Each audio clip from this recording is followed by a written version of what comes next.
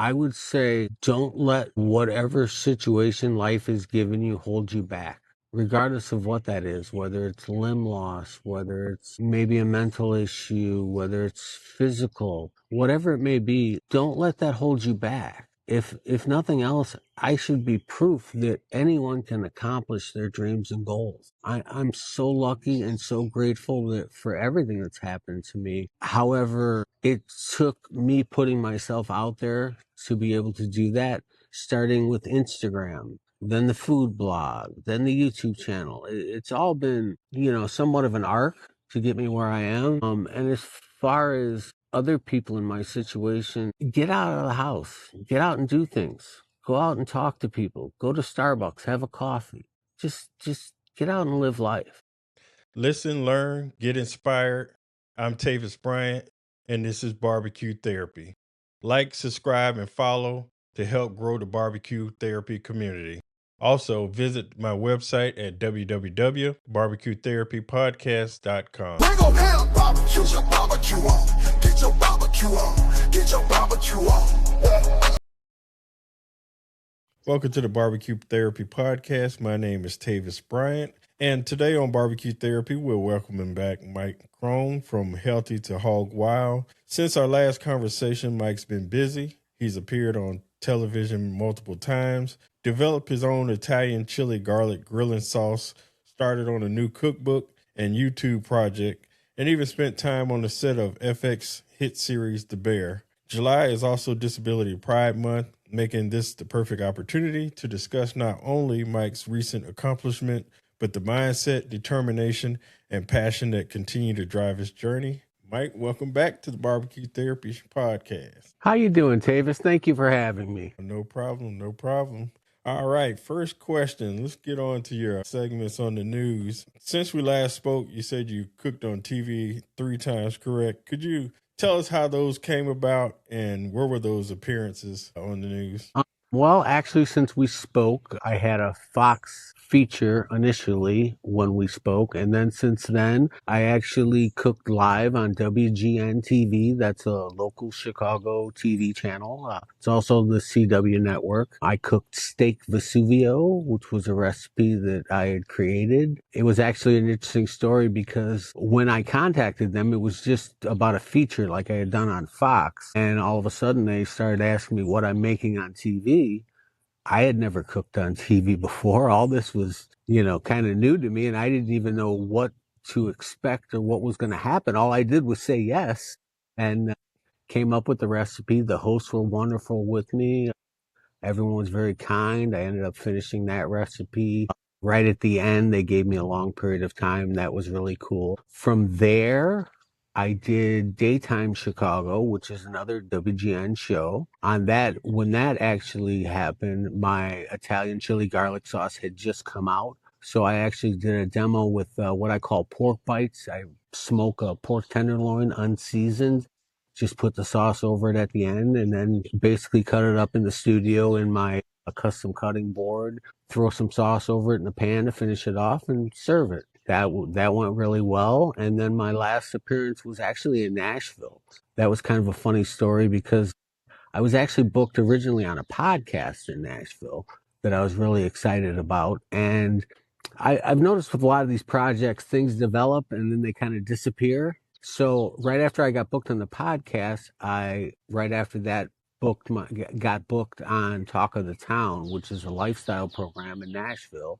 Luckily, I had that going because I already had the trip planned, but I never heard back on the podcast. So that's how that came about. But Nashville was a really cool experience. It was great to be in another market, another region, letting new people taste my food. It's all been an incredible experience, and I feel very, very lucky and very gifted to have had all this happen over the last year. Okay, and what did you cook for Nashville? I did the same pork bites again because I was promoting my sauce. Okay, cool. All right, and how big of a difference is cooking for TV versus cooking for family and friends, per se? Well, to be honest with you, the cooking part is the easiest part of the whole thing. I mean, I look at it like I'm just cooking and having a conversation with someone. When you're in a studio, you don't, and all this is going on in a 3 to 5 minute segment, you don't even notice the cameras. You don't know any of that's going on. At least I don't. So in that end, it's really cool. But the flip side of that is, as I'm trying to cook and do everything, I'm also answering questions.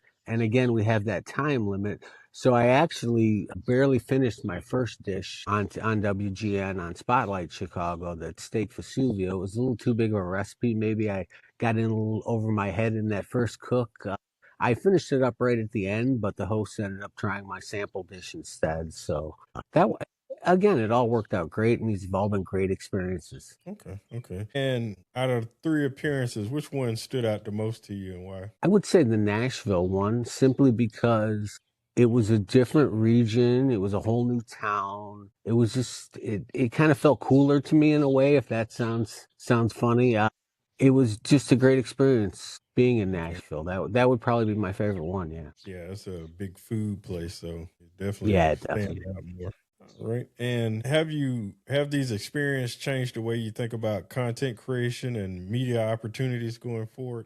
Well, that's an interesting fact too. Now that I've gotten into this media kind of thing over the last year, I have stopped posting recipes, and the explanation of that is simply to protect my IP, my intellectual property. That's a big thing with all these deals and all these people. And in all honesty, I have hundreds of recipes from Healthy to Hog Wild, videos on our website, all the different things. So there's a body of work already. I'm still currently developing new recipes with my sauce and things like that. So I'm still cooking all the time. Okay. Okay. And speaking of the sauce, let's talk about the sauce. You have the Healthy the Hog Wild Italian chili garlic grilling sauce.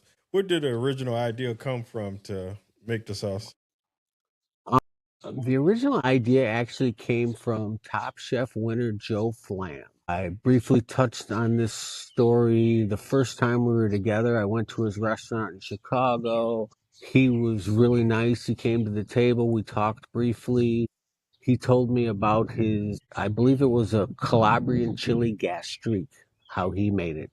He explained how to make it. At the time, I didn't even know what a gastrique was. I had to come home and look it up. I started making that, and eventually, over time, I converted those flavors into a sauce. I call it a grilling sauce because I mean, I sent you a jar. It's not your traditional barbecue sauce in any way.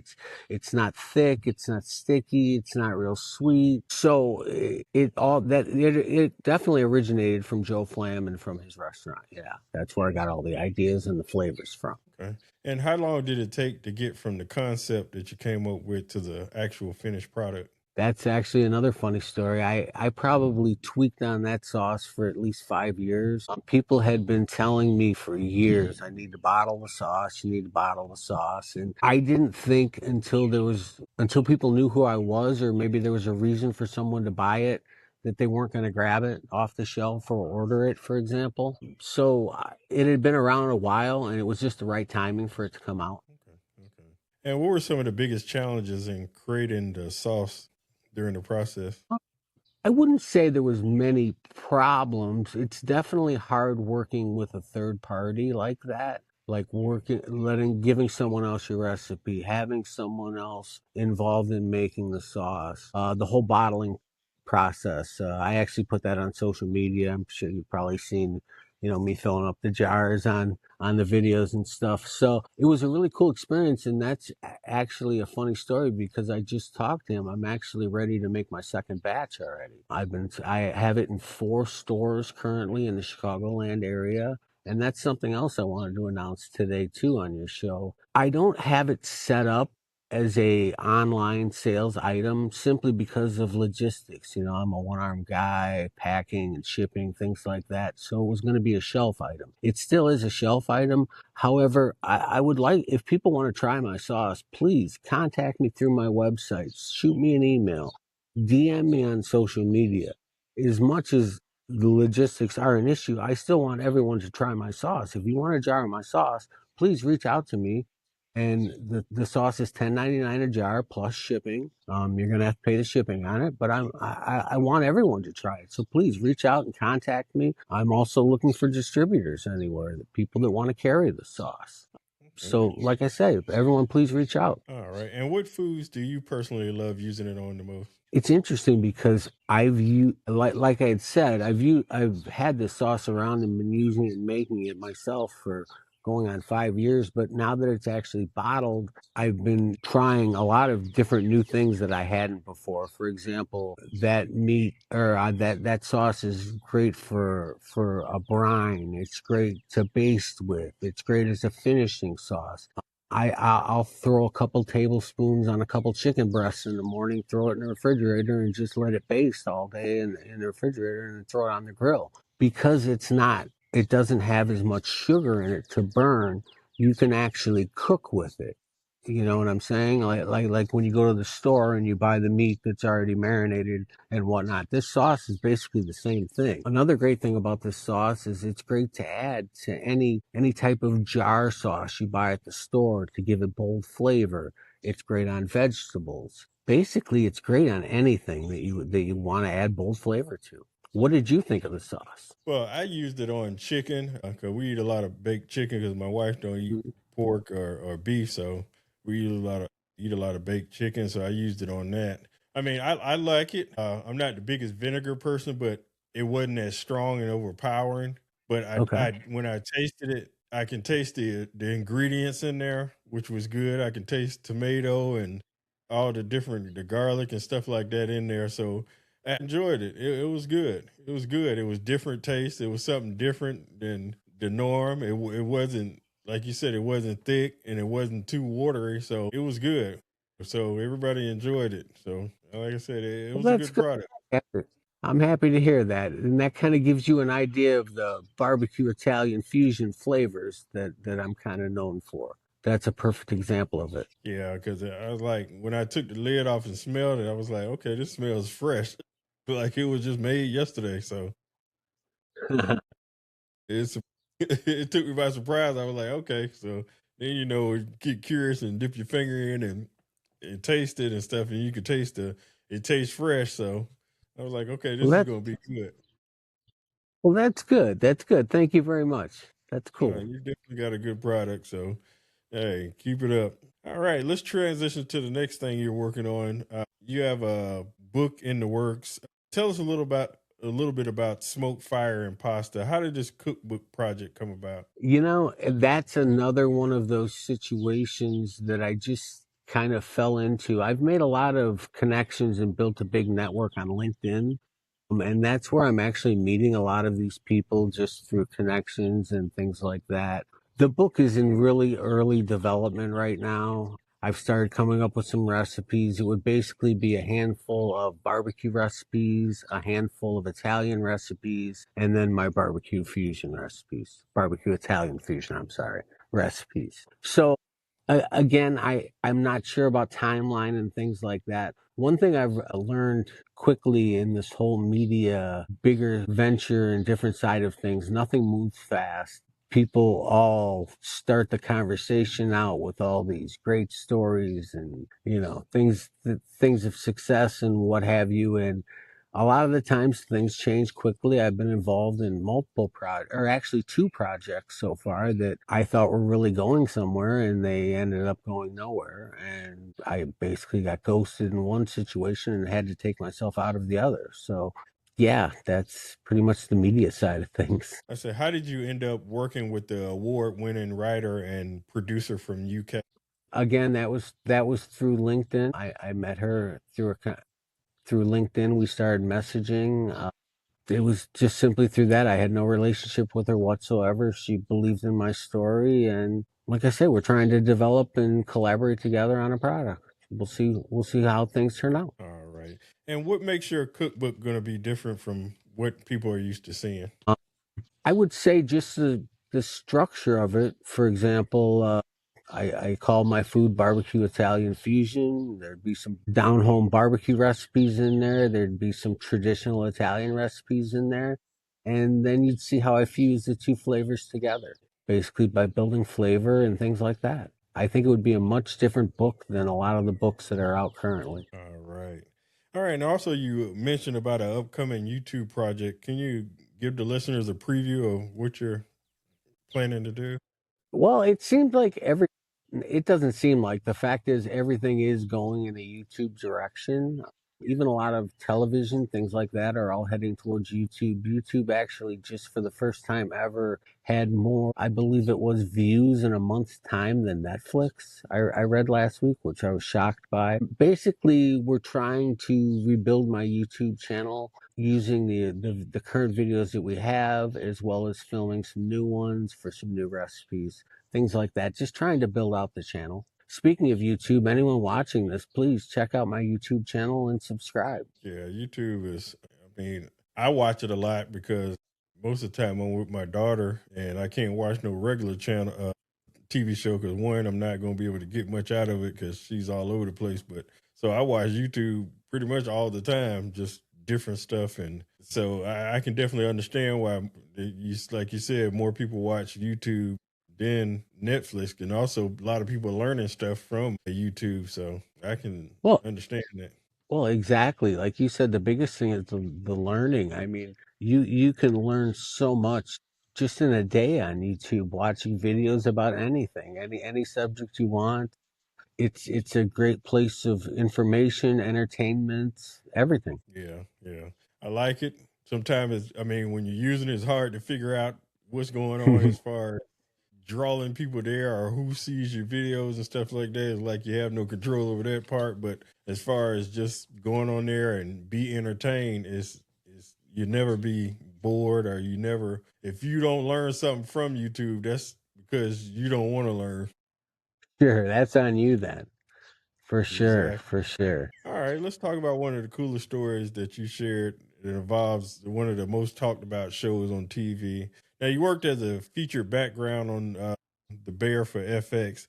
How did that opportunity come about? That's actually a really funny story. Right around the time after our podcast together last September, I believe it was, that's when I started getting heavier into the media things and emailing and messaging people. And I think it was two or three different people through LinkedIn suggested that I apply to be on The Bear after telling them my story. And the first two times I thought it was ridiculous because, number one, I'm not a professional chef. I've never worked in a restaurant, and I'm not an actor. So, I'm trying to do things for myself. So anyway, I eventually got a link. Someone gave me a link. I filled it out more like a joke than anything else.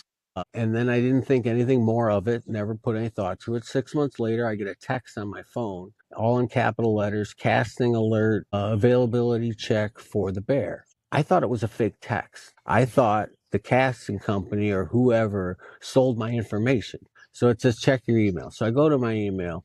They sent me two emails and they're so long that I didn't even want to read them. I thought it was all fake. So I went to the website of the casting company because I had never heard of them. I didn't apply to them. I applied to be on The Bear. So I had no knowledge of this company. I wanted to see if it was real. It was real. So I called them. First thing I said was, I just got this message. I think it's probably fake. Is there any way you could tell me? The woman literally laughed at me, asked me for my name. She said, no, it's real. She's like, you need to go on there and click the days you're available. I clicked the days I was available. I instantly got a text back saying that I was selected to be background on an episode of The Bear and I was scheduled for a wardrobe fitting. So I go to the wardrobe fitting.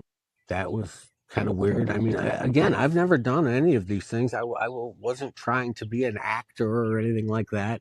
The fitting was cool. There was only two or three other people there.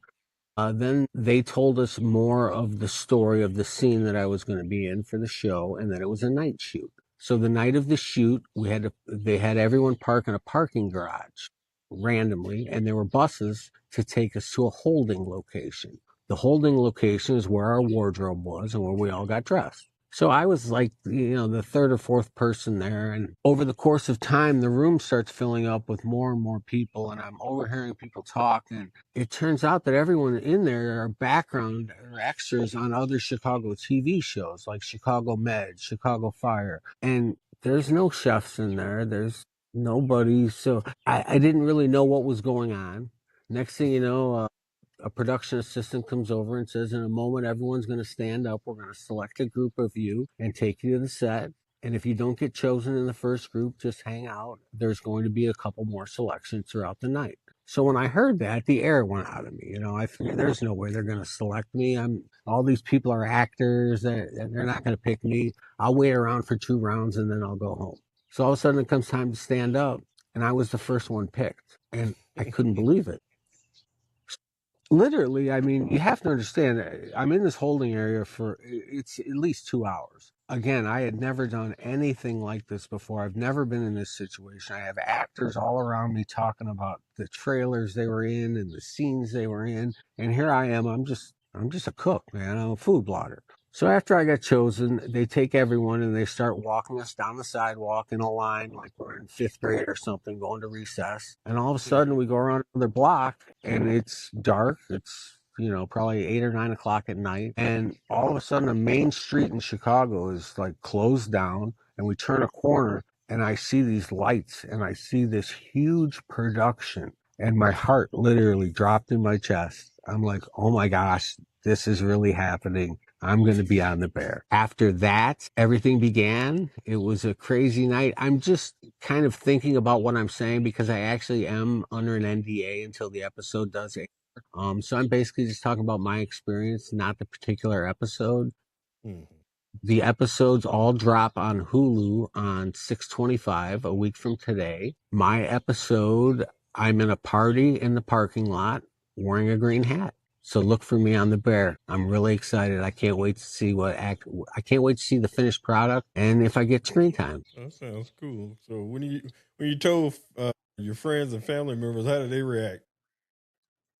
Everyone was freaking out. Actually, when I filled out the application, I told you I did it as a joke. I actually, when my wife came home from work, I'm like, hey, I'm going to be on the bear, and just kind of laughed about it. We both laughed about it. And like I said, I never thought about it again because I never thought it was going to happen in a million years. And I didn't even think it happened once I got the text. I thought it was all fake. I actually had to call the place because I was, you know how you get texts and you're afraid to click on things and you don't want to spam yourself and things like that. So it turned out a crazy story, but one of the coolest experiences of my life. I actually saw for a fraction of a second, I appeared in the YouTube trailer. So I would assume from there I might have a little screen time. We'll see next week. All right, good luck with that.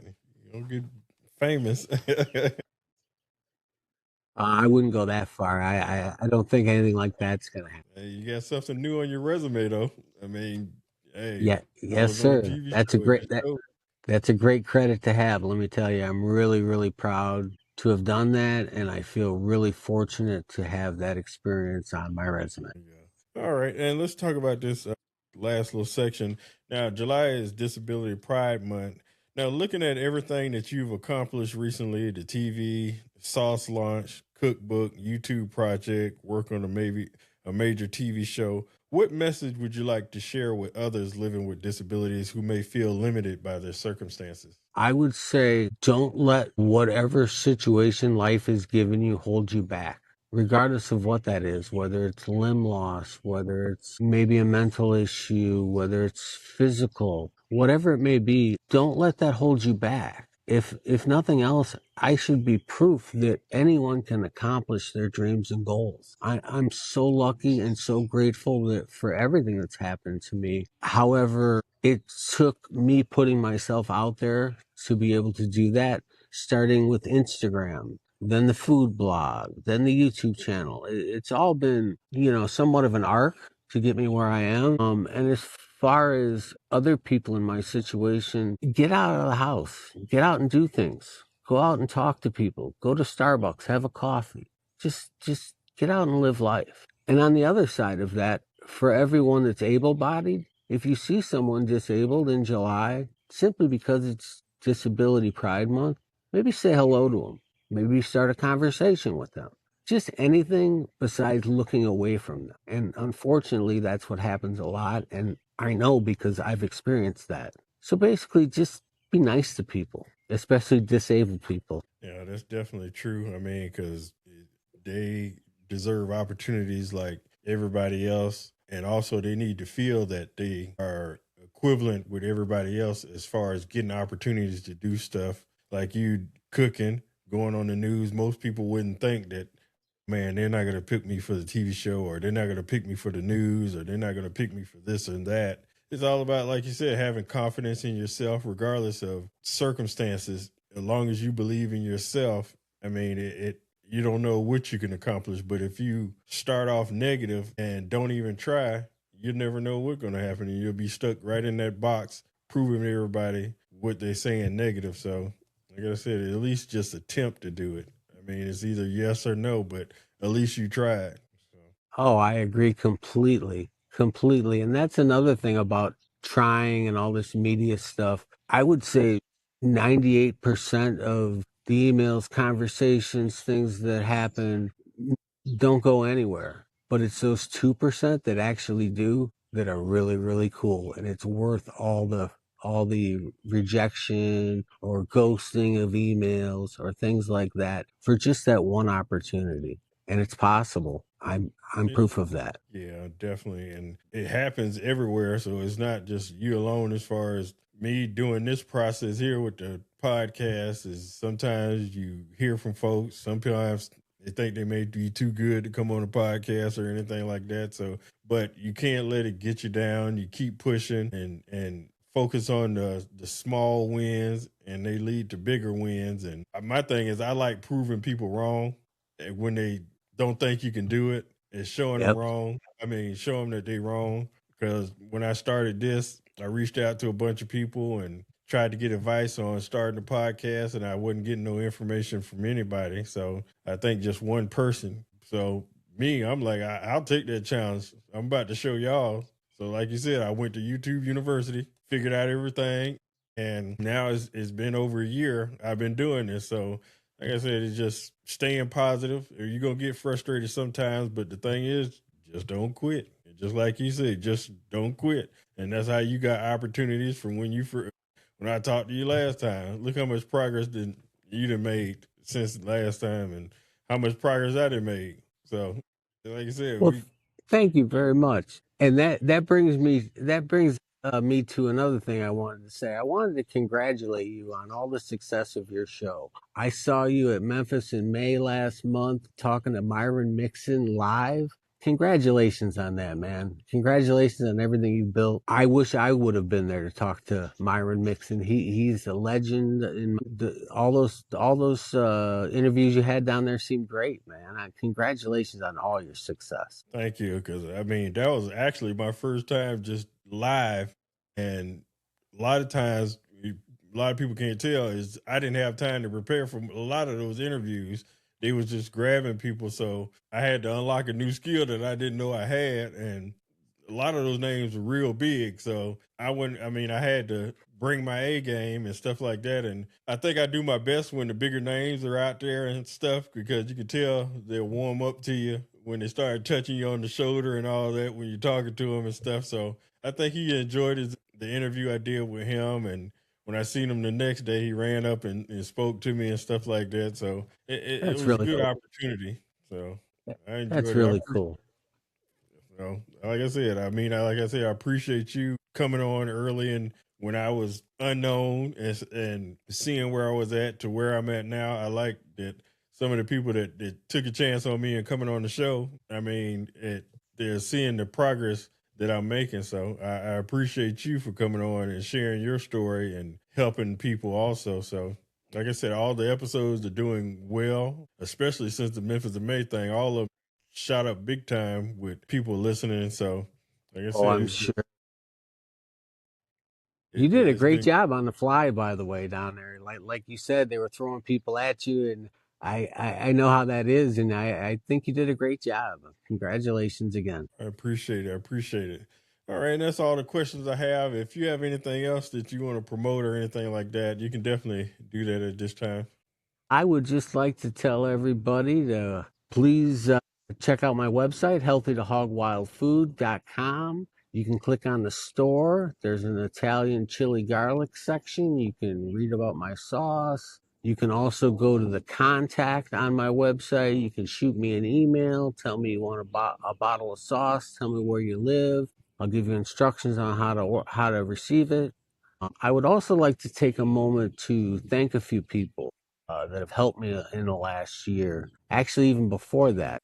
For example, Vivid Home Minneapolis, Sawbridge Cabinetry, Folded Steel Kitchens, Smithy Ironware, Caraway Home, and Whittingham Meats. There's a lot of other companies that I've worked with, but those particular companies have supplied me with product. Vivid Home Minneapolis actually built out my kitchen that you've seen in my videos. Sawbridge Cabinetry built the cabinets in my kitchen and built my custom cutting board that you see in my demos. And Smithy and Caraway have both given me products for my demos. So I just want to say thank you to all the people that have helped support me and help bring me to where I am right now. Yeah, definitely. Shout out to them. And like I said, I mean, I've seen your progress. I'm proud of you and happy for you, and just continue to push on and don't let nobody stop you, because you're doing well. I mean, I can see the progress from last time to this time, so just keep pushing on. The sky's the limit for you. Thank you so much, man. Thank you so much. And same to you. You keep pushing too. You keep putting out a good product for all of us to listen to and learn from. No problem. I appreciate you. And on that note, we'll see everybody next episode. Thank you for joining us for another therapy session. And remember, like, follow, and subscribe to help the barbecue therapy community. And also visit our website at www.bbqtherapypodcast.com.